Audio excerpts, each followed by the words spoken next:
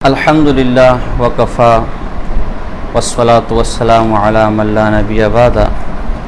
معزز و محترم ناظرین حضرات، شعار اسلام اور معتقدات اسلام اور عقائد اسلام اور ضروریات دین پر ملحدین کے اعتراضات کے جوابات کا ایک سلسلہ ہم نے شروع کیا ہوا ہے، جسے الحمدللہ عوام و خاص میں کافی پذیرائی حاصل ہو رہی ہے۔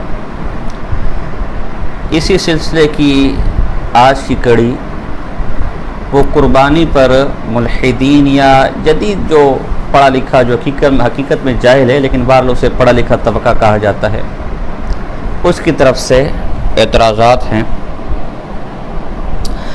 اعتراض یہ ہے کہ ہر سال اربوں اور کھربوں روپے کی قربانی مسلمان کر دیتے ہیں اور خواہ مخواہ میں مقصد محض گوشت کا حصول ہوتا ہے، خون کا بہانہ ہوتا ہے۔ تو اگر یہی رقم وہ کسی رفاہی ادارے میں دے دے، کسی چیریٹی میں دے دے، کسی ٹرسٹ میں دے دے، تو کتنے بیواؤں، کتنے یتیموں، کتنے مشکلات میں گھرے ہوئے لوگوں کی غمخواری ہو جائے گی، کتنے لوگوں کی شادیاں ہو جائیں گی، کتنوں کے اسکول اور پڑھائی کا بندوبست ہو جائے گا، بجائے خواہ مخواہ میں جانور کو ذبح کرنے کے۔ کیا مقصد ہے اس کا؟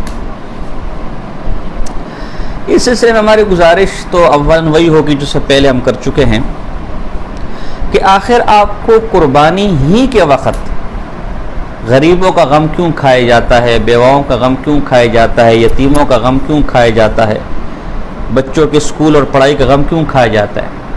کیا کبھی لاکھوں کے لیپ ٹاپ خریدتے ہوئے، کبھی ارمانی اور گوچی کے برانڈز لیتے ہوئے، کبھی کروڑوں کی V8 لیتے ہوئے، لیمبرگینی لیتے ہوئے، پورشے لیتے ہوئے، اور کبھی کھربوں کے بنگلے میں ڈیفینس میں رہتے ہوئے اور بحریہ ٹاؤن میں رہتے ہوئے، برانڈڈ سوٹ استعمال کرتے ہوئے اور سونے زیورات پہنتے ہوئے، آئی فون بہترین سے بہترین رکھتے ہوئے، کبھی آپ کو اس وقت خیال نہیں آیا کہ بھئی میں برانڈ استعمال کرنے کے بجائے یہ کام سستے میں بھی کر سکتا ہوں؟ ایک عام موبائل سے بھی، میرا اینڈرائڈ موبائل سے بھی مسئلہ پورا ہو سکتا ہے، تو میں آئی فون کیوں لوں؟ ایک عام آلٹو گاڑی میں بھی میرا سفر ہو سکتا ہے، تو میں اتنے ہائی پروفائل گاڑیاں کیوں لوں؟ عام کپڑے بھی اگر میں پہنوں تو میرا اسے بدن ڈھک سکتا ہے، چھپ سکتے، تو میں برانڈڈ کپڑے کیوں پہنوں؟ اور بجائے یہ پیسے اپنے آپ پر خرچ کرنے کے اور ایک لگژری لائف سٹائل گزارنے کی، کیوں نہ یہ پیسے میں غریبوں کو دے دوں؟ صرف آپ کے ایک آئی فون میں خدا جانے کتنے غریبوں کا بھلا ہو سکتا ہے۔ کبھی اس میں آپ کو یہ خیال نہیں ہے؟ شادی بیاہ میں کروڑوں کا خرچ ہو جاتا ہے، ہر سال جی وہ ہیپی برتھ ڈے کے نام سے خرافات اور مختلف پارٹیز اور کیسینو اور دیگر خرافات یہ منعقد کی جاتی ہیں۔ کبھی اس موقع پر غریبوں کا خیال نہیں ہے؟ کبھی یہ خیال نہیں ہے کہ میں اپنی ذاتی خواہشات کو کم کر کے پیسے میں غریبوں کو دے دوں؟ آخر قربانی کے وقت ہی چیزیں کیوں یاد آتی ہیں؟ آپ پہلے ان چیزوں کو جو آپ کی لگژری لائف سٹائل ہے اسے ختم کریں، اسے غریبوں پر وقف کریں، اس کے بعد پھر ہمارے سامنے بات رکھیں، تو پھر دیکھ جائے گا ہم کیا کرتے ہیں۔ یہ تو ایک الزامی طرز تھا۔ تحقیقی جواب اس کا یہ ہے کہ دیکھیں، دنیا کے اصول ہیں کہ کسی سے اپنے تعلق کے اظہار کے لیے یا کسی سے اپنے محبت کا اظہار کے لیے یا قلبی اظہار کے لیے یا اس کے بارے میں یہ تاثر دینے کی کہ اس کا مقام، عزت، ایک روپ اور دبدبہ میرے دل میں ہے، اس کی مختلف یادگار منائی جاتی ہے۔ مثلا آپ نے دیکھا ہوگا قائد اعظم کے پتلے، مجسمے یا دیگر جو ہمارے معززین ہیں ان کے مجسمے سجائے جاتے ہیں، ان کے نام پر بلڈنگز قائم کی جاتی ہے۔ اسی طرح 6 ستمبر کی پریڈ ہماری ہوتی ہے، 14 اگست کی تقریبات ہماری ہوتی ہے۔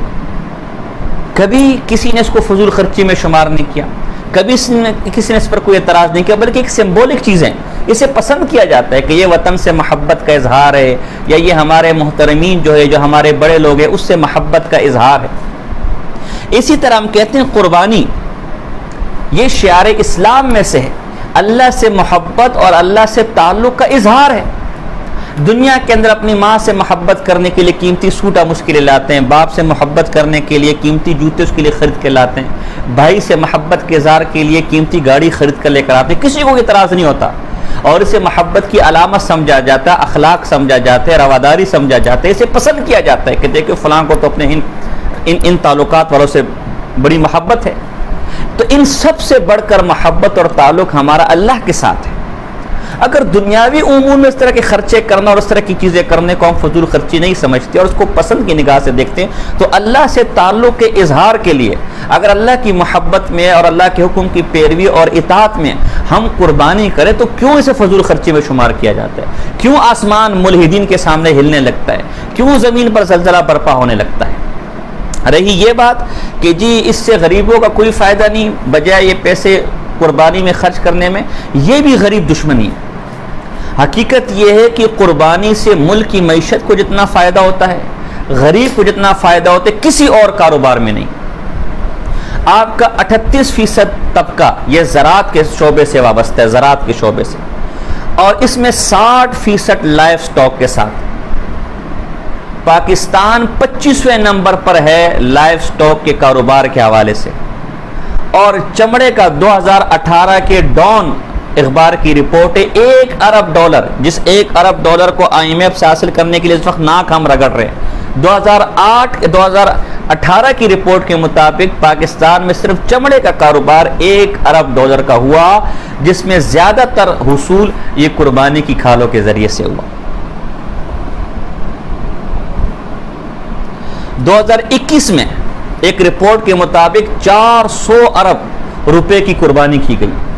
تو یہ قربانی سب سے پہلے تو ملک کی معیشت کے لیے بہت بڑی ضروری ہے۔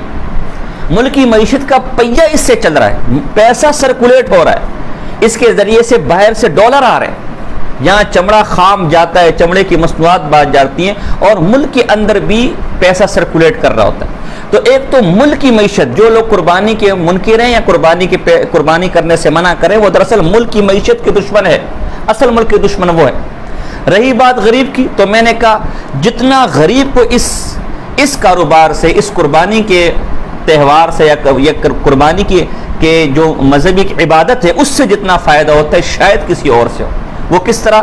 سب سے پہلے اس جانور کے لیے چارہ چاہیے ہوگا، جیسے میں نے کہا نا 60% ہمارا زراعت کا لائف سٹاک کے ساتھ ہے، تو کسان ہو گیا، کسان کا کاروبار شروع ہو گیا، اس کا روزگار اس سے وابستہ ہے۔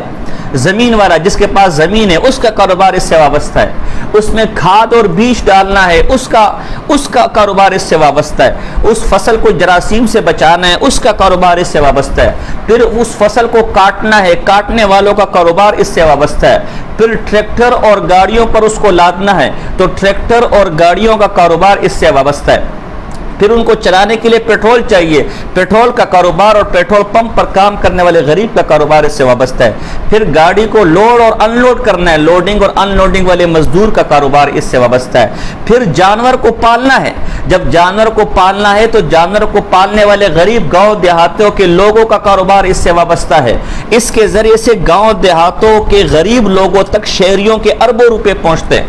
جب وہ جانور بڑا ہو گیا اس جانور کو شہر تک لانا ہے، شہر تک لانے کے لیے مزدور چاہیے، مزدور غریب آدمی ہے، اس جانور کو پالنے کے لیے مزدور چاہیے، مزدور غریب آدمی ہے، اس جانور کو شہر تک لانے کے لیے ٹرانسپورٹ چاہیے، ٹرانسپورٹ غریب آدمی ہے، پھر یہ ٹرانسپورٹ سڑکوں پہ چلے گا، ٹول ٹیکس ادا کرے گا، اس سے ملک کی معیشت کا فائدہ ہوگا، پھر جب اس جانور کو شہر کو لایا جائے گا تو اس جانور کو شہر میں رکھنے کے لیے باڑے چاہیے، زمین چاہیے، باڑوں والے اور زمین غریب آدمی کا کاروبار چل جائے گا، پھر جب منڈی آباد ہوگی منڈی میں لائٹنگ چاہیے ہوگی، لائٹنگ کا کاروبار شروع ہو جائے گا، لائٹنگ سے وابستہ غریب کا کاروبار شروع ہو جائے گا، وہ لائٹنگ حکومت سے بجلی لے کر کی جائے گی، اس ذریعے سے بھی حکومت کے پاس ٹیکس جائے گا، حکومت کے پاس ریونیو جائے گا، حکومت کے پاس پیسہ جائے گا، پھر اس بجلی کو لگانے کے لیے، لائٹ کو لگانے کے لیے غریب الیکٹریسٹی والے کو، غریب الیکٹریشین کو بلانا پڑے گا، اس کا کاروبار، اس کا دھندا شروع ہو جائے گا، پھر جانور کے چارہ جو شہر میں بیچ رہے، جو بیچارہ پورے سال بے روزگار ہوتے لیکن عید قربانی پر چوکوں چوراہوں پر چارے کے سٹال لگاتے، ان غریبوں کا کاروبار شروع ہو جائے گا، پھر اس منڈی میں پانی کا بندوبست کرنا پڑے گا، جانور نے بھی پانی پینا ہے، اس مزدور کام کرنے والے نے بھی پانی پینا ہے، اس پانی پینے والے کا، اس ٹینکر والے کا کاروبار شروع ہو جائے گا، پھر اس مزدور نے جب تک وہاں رہنا ہے اس نے کھانا پکانا ہے، سبزی والے کا کاروبار شروع ہو جائے گا، اس نے لکڑی جلانی ہے، لکڑی والے کا کاروبار شروع ہو جائے گا، اس نے گیس سلنڈر جلانا ہے، گیس سلنڈر والے کا کاروبار شروع ہو جائے گا، پھر پورا سال یہ جو جانوروں کے آرائشی اشیاء ہوتی ہے گنگنے اور یہ دیگر ہار پورا سال کوئی لینے کو تیار نہیں ہوتا. یہ ہنرمند اس سال کے پورے سال کے انتظار میں غریب بیچارے لوگ خانہ بدوش لوگ ہوتے ہیں وہ جھنجھرو اور دیگر جو خوبصورتی کے آئٹم ہوتے ہیں جانور کے وہ لے آتے ہیں, ان کا کاروبار شروع ہو جاتا ہے. پھر اس کے بعد چمڑے کا کاروبار, جیسے بھی میں نے کہا 1 ارب جو جانور ذبح ہوگا $1 ارب کا کاروبار ہے. اس سے خدا جانے نمک لگانے والے, چمڑے کو سکھانے والے, چمڑے کو رکھنے والے, چمڑے کو سٹاک کرنے والے, چمڑے کی صفائی کرنے والے, چمڑے سے مختلف قسم کی چیزیں بنانے والے, ان سب کا کاروبار شروع ہو جائے گا. پھر آپ عجیب بات دیکھیں, اس عید کے دنوں میں کسائیوں کی دکانیں بند ہوتی ہیں, گوشت کی دکانیں بند ہوتی ہیں, ان کا کوئی کاروبار نہیں ہوتا. لیکن اللہ نے ایسا عجیب نظام رکھا ہے کہ دکانیں بند ہے لیکن وہ جانور کو بیچارے غم کے اب کیا کرے, لیکن اللہ نے ان کے لیے جانور قربان کرنے کا بندوبست کیا. وہ ان عید کے دنوں میں جانور قربان کرتے ہیں, کسائیوں کا کاروبار شروع ہو جاتا ہے. جانور قربان کرنے کے لیے آپ کو چھریاں تیز کرنی پڑتی ہیں, پورا سال بیچارے جھک مار رہے ہوتے ہیں, لیکن پورے سال کی خرچہ اس ایک تہوار کے اندر وہ نکال لیتے. چھریاں تیز کرنے والے, ٹوکے تیز کرنے والے, پھر چھریاں بیچنے والے, ٹوکے بیچنے والے, منڈی بیچنے والے, ان کا کاروبار شروع ہو جاتا ہے. پھر اس کے بعد گوشت تقسیم کرنے کے لیے تھیلیاں چاہیے, تھیلیوں کا کاروبار شروع ہو جاتا ہے. او بھائی اس گوشت سے چربی نکلتی ہے, چربی سے صابن بنتا ہے, چربی والوں کا کاروبار شروع ہو جاتا ہے. پھر اس کو گند کو اٹھانے کے لیے صفائی والے ہوتے ہیں, وہ اضافی صفائی والے چاہیے ہوتے ہیں. بہت سے بیچارے بے روزگار ہوتے ہیں لیکن حکومت کو گند اٹھانے کے لیے اضافی کارکنان کی ضرورت ہوتی ہے, ان کا کاروبار شروع ہو جاتا ہے. اور اس سب کے باوجود لاکھوں کروڑوں غریب اس کاروبار سے وابستہ ہیں. بعض لوگ ایسے بھی ہوں گے جو ان میں سے کوئی کاروبار نہیں کر رہے ہوں گے. شریعت یہ کہتی ہے کہ اس گوشت کے 3 حصے بنا کر ایک غریب کو پہنچا دینا. تو اس سارے پروسیس کے اندر وہ غریب جو اس پورے پروسیس میں کہیں بھی نہیں ہے, شریعت نے اس غریب کا بھی خیال رکھا ہے کہ آخر میں اگر کوئی ایسا غریب تمہیں نظر آتا ہے جس کو اس پورے پروسیس سے کوئی فائدہ نہ ہوا, تب بھی اس کا خیال کرنا, اس کو گوشت پہنچانا. کتنے غریب ہے جنہیں پورا سال گوشت چکھنا نصیب نہیں ہوتا, گوشت کھانا نصیب نہیں ہوتا, لیکن اس قربانی کی برکت سے اس غریب, اس یتیم, اس بیوہ تک گوشت پہنچ جاتا ہے. تو غرض یہ قربانی اس وقت ملک میں غریبوں کی سب سے بڑی ایک کاروبار اور ایک روزگار کا ذریعہ ہے. اور جو اس قربانی کی مخالفت کر رہے ہیں دراصل وہ غریب کے سب سے بڑے دشمن ہے. وہ پہلے بھی غریب کے دشمن تھے, وہ اب بھی غریب کے دشمن ہے, لیکن غریب دشمنی کا چونکہ منہ سے اظہار نہیں کر سکتے لہذا اس کے لیے شعار اسلام کو بہانہ بناتے ہیں. تو اس لیے ان احمقوں اور ان بیوقوفوں کی باتوں میں بالکل بھی نہ آئیں. قربانی چھوڑ کر ملک کی معیشت کو تباہ و برباد نہ کریں. قربانی چھوڑ کر بیچارے غریب جو کسان ہے, جو مزدور ہے, اس کو تباہ و برباد نہ کرے. لائف سٹاک کے ساتھ جن غریبوں گاؤں دیہاتوں والوں کا کاروبار, میرے اپنے شاگرد ایسے جو مجھے کہتے ہیں استاد جی, ہمارے بلوچستان کے شاگرد ہیں, استاد جی ہمارے والد صاحب کوئی کاروبار نہیں کرتے, ان کا پورا سال ایک کام ہے, وہ جانور خریدتے ہیں, اسے پالتے ہیں اور عید کے دنوں میں اس جانور کو بیچ دیتے ہیں اور پھر پورا سال اسی جانور کی کمائی جو بیچ ہم گزارا کرتے ہیں, ہمارا پورا سال چلتا ہے. اب بتایا اگر میں قربانی ختم کر لوں وہ غریب تو بھوکا مر جائے گا. اس طرح اور کتنے غریبوں کے آپ مثالیں, یہ سارا پروسیس جو میں نے بتایا. اس لیے یہ غریبوں کا بہت بڑا ایک تعاون ہے جو ہم قربانی کے سلسلے میں کرتے ہیں. اسے خوب سے خوب تر کرے. یہ شعار اسلام میں سے بھی ہے, اللہ کے حکموں میں سے بھی ہے. عجیب بات ہے, ایک منکر حدیث کہتے ہیں کہ جی میں نے قربانی کی جگہ جنریٹر اپنے دوست کو خرید کر دے دیا. تجھے شرم آنی چاہیے, پورا سال تیرا وہ دوست بغیر جنریٹر کے رہا, تجھے کبھی خیال نہیں آیا اور خاص عید کے دن میں تجھے جنریٹر کا خیال آ گیا. تجھے اتنا ہی شوق تھا جنریٹر دلانے کا تو اپنا موبائل بیچ کر دلاتا, اپنی قیمتی شیروانی بیچ کر دلاتا. وہ جو تجھے ریال کے اندر اور دیناروں کے اندر تنخواہیں مل رہی لاکھوں میں, ان میں سے ایک تنخواہ دے کر جنریٹر اس کو لے کر دیتا. صرف بہانے, صرف ڈرامے, صرف ڈھکوسلے. پانی کا کولر میں نے لگا دیا, پورا سال تو جھگ مارتا رہا. ایک ایسی اگر تو اتار کے اپنے گھر سے بیچ دے تو ایک نہیں 10 پانی کے کولر تیرے گھر کے باہر لگ سکتے. اس لیے قربانی واجب ہے, ان باتوں میں بالکل بھی نہ آئیں. ان دنوں میں اللہ نے خون بہانے کو واجب قرار دیا ہے, لہذا قربانی کے علاوہ کوئی اور کام آپ نے کیا, وہ پیسے کسی کو دے دیے یا پیسوں سے کچھ لے لیا, آپ کی قربانی بھی نہیں ہوئی اور اللہ کی پٹکار بھی. نبی اکرم کی حدیث ہے جو باوجود طاقت کی قربانی نہ کرے وہ ہمارے عیدگاہ کے قریب بھی نہ پھٹکے. تو اللہ کے رسول کی پھٹکار بھی آپ پر ہے, اللہ کی پھٹکار بھی آپ پر ہے. اور پھر غریبوں غریبوں کی بددعائیں بھی آپ کے ساتھ ہوں گی، لاکھوں غریب جو قربانی آپ نہ کر کے انہیں بے روزگار کر رہے اور انہیں روزگار سے محروم کر رہے، ان سب کی بددعائیں آپ کے ساتھ ہوں گی، تو ایسا نہ کریں۔ وما علینا الا البلاغ المبین۔